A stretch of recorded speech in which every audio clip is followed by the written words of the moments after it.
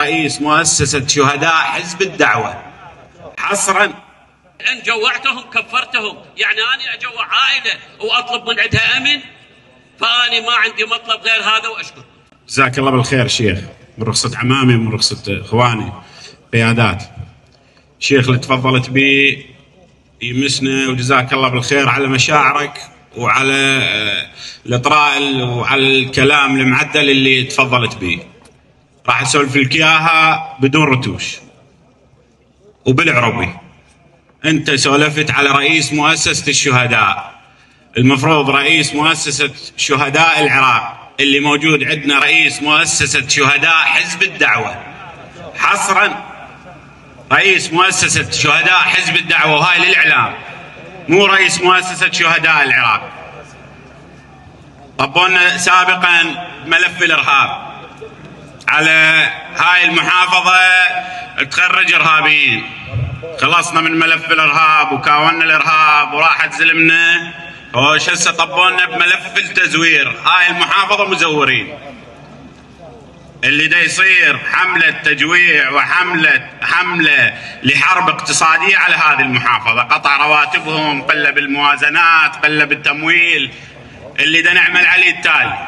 وهذا من توجيه مباشر من قبل السيد الرئيس محمد الحلبوسي. دا نعمل على تعديل قانون مؤسسة الشهداء، نربط مؤسسة الشهداء إما بالمحافظ إما برئيس الاستئناف، نعدل القانون ونخلص. هذا زلمه ما ادري يطلبنا دم، ما ادري ايش عنده ويانا. انا سولفت لي اياه ذاك اليوم طق وطق، قلت له عمي اذا تطلبنا دم كان تلملم نواب وشيوخ وكفاءات بالمحافظه ونجي ناخذ من عندكم عطوه على طرقكم، مو على طرقنا، ناخذ من عندكم عطوه وتنقعد نفصل وياكم. زلمه اتصور يطلبنا دم. واعيد واكرر لك، هذا رئيس مؤسسه شهداء حزب الدعوه حصرا، مو رئيس مؤسسة شهداء لأي محافظة من المحافظات. حصرا الرواتب والحوافز المالية لضحايا حزب الدعوة وكل التقدير لهم، لكن هم عندنا ناس ضحت كاونت وتأذت.